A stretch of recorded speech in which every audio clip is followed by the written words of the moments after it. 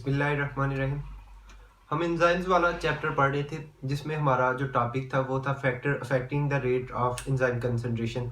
उसमें हमने 4 फैक्टर्स तक उसको स्टडी कर लिया था, जिसमें हमने टेम्परेचर के बारे में पढ़ा, पीएच के बारे में पढ़ा, एंजाइम कंसंट्रेशन के बारे में पढ़ा, सबस्ट्रेट कंसंट्रेशन के बारे में पढ़ा। आज हम 5वें फैक्टर के बारे में पढ़ेंगे जो कि एंजाइम को अफेक्ट करता है, जो कि एंजाइम की कंसंट्रेशन को अफेक्ट करता है। तो आज के इस टॉपिक उसको हम देखेंगे। वो 5वां फैक्टर जो अफेक्ट करता है वो उसे हम नाम देते हैं इनहिबिटर्स का। आज के इस टॉपिक के अंदर हम देखेंगे कि बेसिकली इनहिबिटर्स होते क्या हैं और ये कैसे इफेक्ट करते हैं और इसकी कितनी टाइप्स हैं। तो आइए इस टॉपिक को यहाँ से स्टार्ट करते हैं। तो सबसे पहले अगर हम बात करें वर्ड इनहिबिटर्स की, तो हम कहते हैं कि इनहिबिटर्स जो हमारे पास वर्ड आता है इसको एक वर्ड से ड्राइव किया गया है जिसको हम नाम देते हैं इनहिबिशन का। इनहिबिशन का मतलब होता है रुकावट। किसी शय के अंदर जो रुकावट आती है उसको हम नाम देते हैं इनहिबिशन का। तो इससे हमें पता चलेगा फिर कि इनहिबिटर का बेसिकली काम क्या होगा कि ये रुकावट पैदा करेगा एंजाइम कंसंट्रेशन के अंदर, एंजाइम की फंक्शनिंग के अंदर कोई रुकावट पैदा करेगा। इस वजह से इसको हम नाम देते हैं इनहिबिटर्स का। अब यहाँ पर इसकी मैंने डेफिनेशन भी आपके लिए लिखी हुई है। Certain chemicals selectively inhibit the action of specific enzyme. कुछ ऐसे केमिकल्स होते हैं कि जो कि एंजाइम की फंक्शनिंग को स्टॉप कर देते हैं, एंजाइम के काम करने को असरअंदाज करते हैं, उसको रोक देते हैं। एंड ऐसे केमिकल्स को हम नाम देते हैं इनहिबिटर्स का। बेसिकली इनहिबिटर्स क्या करते हैं कि ये एंजाइम की एक्टिव साइट के साथ रिएक्ट करते हैं और उसको दोबारा प्रोडक्ट के अंदर चेंज नहीं होने देते। ऐसे केमिकल्स को हम नाम देते हैं इनहिबिटर्स का। अब इनहिबिटर्स की अगर हम एग्जांपल की बात करें कि इनहिबिटर्स में हमारे पास कौन कौन सी चीजें आ जाती हैं, हमारे पास पॉइजन्स वगैरह, ड्रग्स वगैरह और एंटीबायोटिक्स, ये सारी की सारी चीजें हमारे पास इनहिबिटर्स के अंदर आ जाती हैं जो कि एंजाइम की फंक्शनिंग को रोक देती हैं, एंजाइम की एक्टिव साइट के साथ रिएक्ट करेंगी और उसको प्रोडक्ट के अंदर चेंज नहीं होने देंगी। अब हम मजीद इसकी टाइप की बात करेंगे कि इनहिबिटर्स की कितनी टाइप्स हैं। हम देखते हैं कि इनहिबिटर्स की बेसिकली दो टाइप है जो कि आपके कोर्स के अंदर भी उन्होंने लिखी हुई हैं। उनको हम यहाँ पर बारी बारी देखेंगे। सबसे पहले अगर हम टाइप की बात करें तो हमारे पास जो इसकी टाइप आती है उसको हम नाम देते हैं इरिवर्सिबल इनहिबिटर्स का।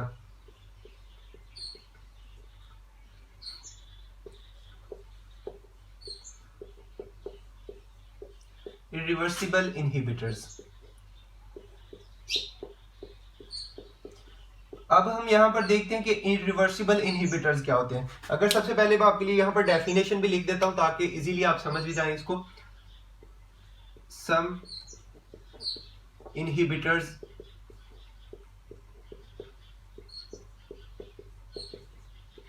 attach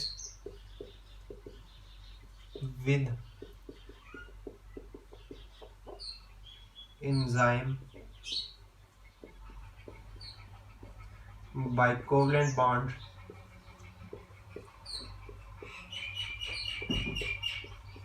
in which case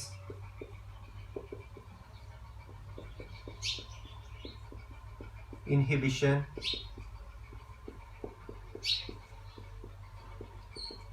called irreversible inhibitors। Definition मैंने आपके लिए लिख दी है ताकि आप इजीली समझ जाएं।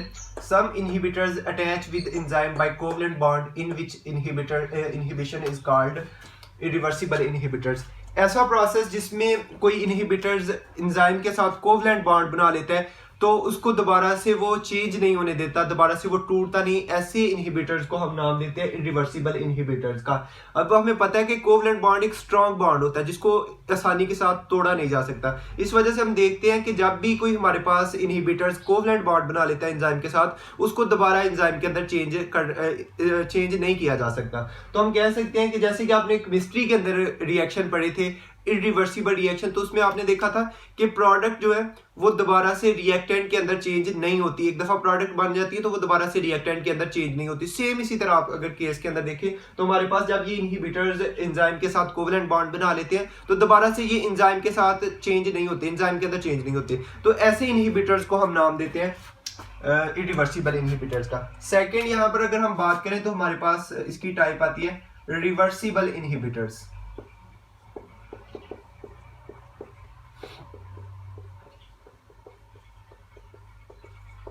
तो यहां पर इसकी डेफिनेशन भी आ जाएगी। तो हम कहते हैं some inhibitors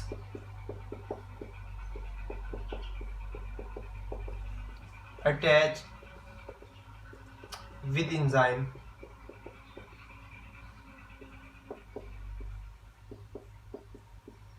bye weak bond. वो हमारे पास वीक बॉन्ड कौन सा हो सकता है, उसको हम नाम देते हैं हाइड्रोजन बॉन्ड का। क्लियर हो गया। तो hydrogen bond in which case inhibition is called reversible inhibition inhibitors. ऐसा केस जिसमें हमारे पास एक इनहिबिटर्स वीक बॉन्ड बनाता है एंजाइम के साथ, ऐसे इनहिबिटर्स को हम नाम देते हैं रिवर्सिबल इनहिबिटर्स का। सेम उसी तरह जैसे कि हमारे पास रिवर्सिबल रिएक्शन होते हैं जो कि हमारे पास प्रोडक्ट के अंदर चेंज हो जाते हैं और उसको दोबारा से रिएक्टेंट के अंदर चेंज किया जा सकता है। इसी तरह हमें पता है कि हाइड्रोजन बॉन्ड जो होता है एक वीक बॉन्ड होता है और इसको बाद में तोड़ा जा सकता है और हमारे पास मजीद फिर दोबारा से ये एंजाइम के अंदर चेंज हो जाता है। या आप कह सकते हैं कि उसकी जो एक्टिव साइट होती है जहां पर इनहिबिटर अटैच होता है उसको दोबारा से खत्म किया जा सकता है, वहां पर उसकी एक्टिव साइट को खाली किया जा सकता है किसी भी सबस्ट्रेट के लिए। तो ये हमारे पास इसकी दो टाइप आ गई, एक में हमने देखा इरिवर्सिबल इनहिबिटर्स और दूसरी थी हमारे पास रिवर्सिबल इनहिबिटर्स। मजीद हम देखें तो हमारे टॉपिक के अंदर उन्होंने लिखा हुआ है कि रिवर्सिबल इनहिबिटर्स की भी आगे दो टाइप आ जाती है, एक हमारे पास कंपिटिटिव इनहिबिटर्स आते हैं और दूसरे हमारे पास नॉन कंपिटिटिव इनहिबिटर्स। उनको यहां पर अब हम देखते हैं।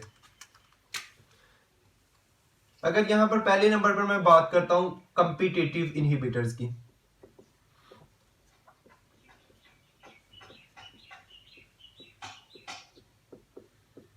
Competitive inhibitors,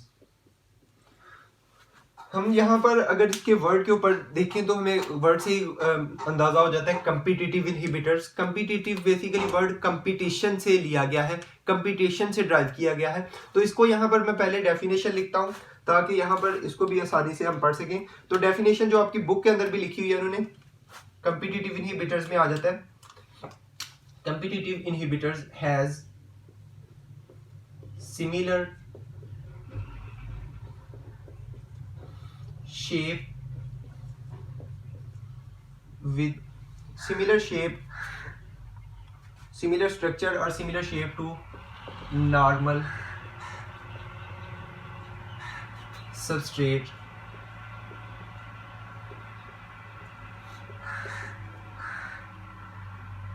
molecule and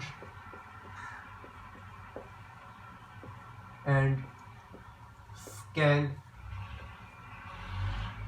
fit into active site. They compete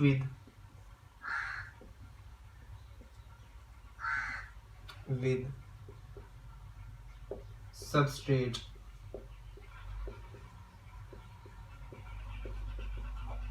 for active site.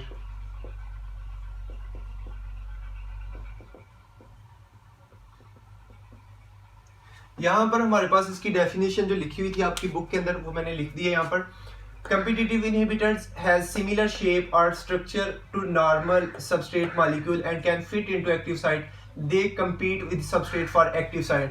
ये ऐसा प्रोसेस है जिसमें एक इनहिबिटर्स कंपटीशन करता है, कंपीट करता है एक सबस्ट्रेट के साथ उसकी एंजाइम की एक्टिव साइट के साथ अटैच होने के लिए, एंजाइम की एक्टिव साइट के साथ रिएक्ट करने के लिए। तो ऐसे इनहिबिटर्स को हम नाम देते हैं कंपटीटिव इनहिबिटर्स। यहाँ पर एंजाइम की एक्टिव साइट के साथ अटैच होने के लिए, उसके साथ रिएक्ट करने के लिए दो चीज़ों के दरमियान कंपटीशन हो रहा है। एक हमारे पास हम देख रहे हैं इनहिबिटर्स के और दूसरा हमारे पास जो शय जो कि सबस्ट्रेट है जो कि एंजाइम की एक्टिव साइट के साथ अटैच होकर प्रोडक्ट के अंदर चेंज होती है, उसके दरमियान क्या हो रहा है, यहाँ पर आप कह सकते हैं कि कंपटीशन हो रहा है। फॉर एग्जांपल यहाँ पर मैं अगर स्ट्रक्चर ड्रा करता हूँ तो हम सिंपली इसका स्ट्रक्चर एक बना लेते हैं ताकि आपको इजीली इसकी समझ भी आ जाए। तो हम कहते हैं कि ये एक हमारे पास एंजाइम आ जाता है,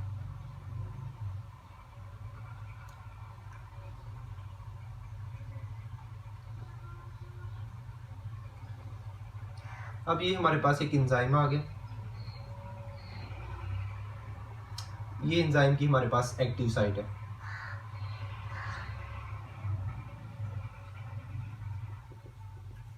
यहां पर हम देखते हैं कि हमारे पास एक सबस्ट्रेट भी हम बना लेते हैं,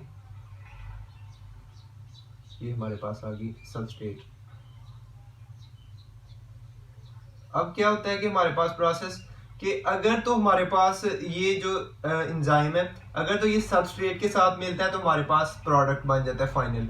हमारे पास प्रोडक्ट बन जाएगा। लेकिन बाज़ केसेस के अंदर क्या होता है कि यहाँ पर जो हमने देखा कि ये कम्पिटिटिव इनहिबिटर में यहाँ पर एक केमिकल या आप कह सकते हैं कि इनहिबिटर सबस्ट्रेट के साथ वो कर रहा होता है, कंपटीशन कर रहा होता है। तो वो क्या करता है कि यहाँ पर आकर अटैच होता है, हम कह सकते हैं कि यहाँ पर आकर वो इसकी जो एक्टिव साइट होगी एंजाइम की उसको क्या कर देगा, ब्लॉक कर देगा, जिसकी वजह से फिर क्या होता है कि हमारे पास ये सबस्ट्रेट है वो इसकी एक्टिव साइट के साथ अटैच नहीं हो पाता और जिसकी वजह से हमारे पास फाइनल प्रोडक्ट नहीं बन पाता। तो ऐसे इनहिबिटर्स को हम नाम देते हैं कम्पिटिटिव इनहिबिटर्स का, जिसमें आप देख रहे हैं कि एक इनहिबिटर्स और दूसरे सबस्ट्रेट के दरमियान क्या हो रहा है, कंपटीशन होता है, जिसमें अगर तो सबस्ट्रेट इसके साथ अटैच हो जाता है तो फाइनल प्रोडक्ट बन जाएगी। अगर ये अटैच नहीं होगा तो हमारे पास ये अगर इसकी एक्टिव साइट के साथ आकर इनहिबिटर ने अटैच हो जाना है तो ये इसकी एक्टिव साइट को क्या कर देगा, ब्लॉक कर देगा।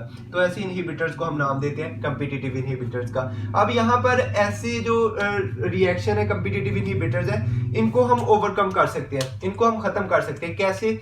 Bye increasing the substrate concentration we can overcome the competitive inhibitors. हम क्या कर सकते हैं कि जो सबस्ट्रेट की कंसंट्रेशन है उसको इंक्रीज करके यहाँ पर इसको ओवरकम कर सकते हैं। सेकंड जो इसकी टाइप आती है हमारे पास रिवर्सिबल इनहिबिटर्स की, वो है non competitive inhibitors.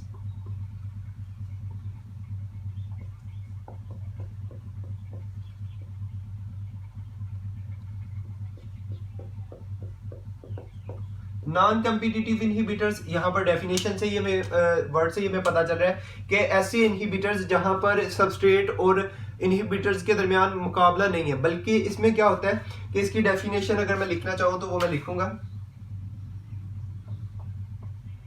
they cannot directly compete with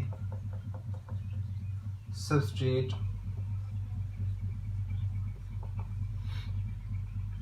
instead it bonds to another site part of enzyme and change whole shape of enzyme। Definition मैंने आपके लिए लिख दी है आसानी के लिए।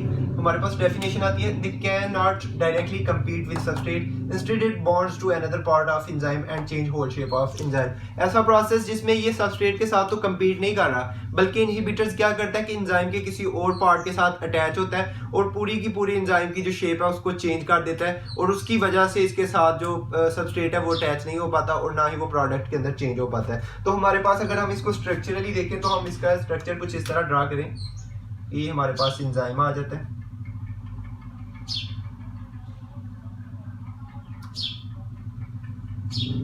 ये हमारे पास एंजाइम आ गया।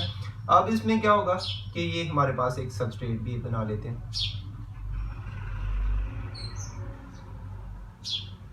इसमें हमने देखा है कि सबस्ट्रेट के साथ इनहिबिटर डायरेक्टली तो compete नहीं करता, बल्कि वो क्या करता है कि एंजाइम के किसी दूसरे पार्ट के साथ अटैच होता है। जब ये किसी दूसरे पार्ट के साथ अटैच हो जाएगा तो उसकी वजह से क्या होगा कि हमारे पास ये जो एंजाइम था इसकी शेप जो होगी, इसकी एक्टिव साइट की शेप जो होगी वो बिल्कुल चेंज हो जाएगी, होल शेप इसकी एंजाइम की चेंज हो जाएगी। कुछ इस तरह का हमारे पास एंजाइम बन जाएगा, जिसकी वजह से हमारे पास जो सबस्ट्रेट था इस तरह का वो इसके साथ अटैच नहीं हो पाएगा और ना ही ये फाइनल प्रोडक्ट बन पाएगी। हमें पता है कि जब ये इसके साथ अटैच हुआ इनहिबिटर्स, इसने इसकी होल शेप को चेंज कर दिया और अब आपको पता है कि जो इसकी एक्टिव साइट है ये सबस्ट्रेट के मुताबिक नहीं है और ना ही ये फाइनल प्रोडक्ट के अंदर चेंज हो पाएगा। और ऐसे इनहिबिटर्स को हम नाम देते हैं नॉन कम्पिटिटिव इनहिबिटर्स। अब हमने इनहिबिटर्स की एग्जाम्पल पढ़ी, ये हमने इसकी टाइप तक देख लिया। एग्जाम्पल में हमने देखा था हमारे पास इनहिबिटर्स की एग्जांपल आ जाती थी, एंटीबायोटिक्स आ जाती थी, ड्रग्स वगैरह जो हम लेते हैं वो भी इनहिबिटर्स के अंदर आ जाती हैं। अब एंटीबायोटिक्स क्या होती हैं? ऐसे केमिकल्स होते हैं जो कि बैक्टीरिया की कंसंट्रेशन को स्टॉप कर देते हैं, उसको रोक देते हैं। ऐसे केमिकल्स को हम नाम देते हैं एंटीबायोटिक्स का। एंटीबायोटिक्स बेसिकली क्या करते हैं, जब भी हमारी बॉडी के अंदर अगर कोई बैक्टीरिया चला गया तो वो जब मल्टीप्लाई करना शुरू कर देगा, अपनी कंसंट्रेशन बढ़ाना शुरू कर देगा, तो वहां पर फिर ये क्या करते हैं, जब हम एंटीबायोटिक्स लेते हैं तो एंटीबायोटिक्स हमारी बॉडी के अंदर जाकर इंजाइम जो होते हैं बैक्टीरिया के इंजाइम उसके साथ रिएक्ट करते हैं और फाइनल प्रोडक्ट नहीं बनने देते, जिसकी वजह से जो बैक्टीरिया की ग्रोथ है वो क्या हो जाती है, स्टॉप हो जाती है और उनकी कंसंट्रेशन को रोका जा सकता है। तो ये हमने इनहिबिटर्स की एग्जांपल की भी देख लिया कि कहाँ पर ये इस्तेमाल हो रहे हैं। तो आज का जो टॉपिक था हमारा वो इनहिबिटर्स के हवाले से था। आई होप आपको समझ आई होगी। Thank you.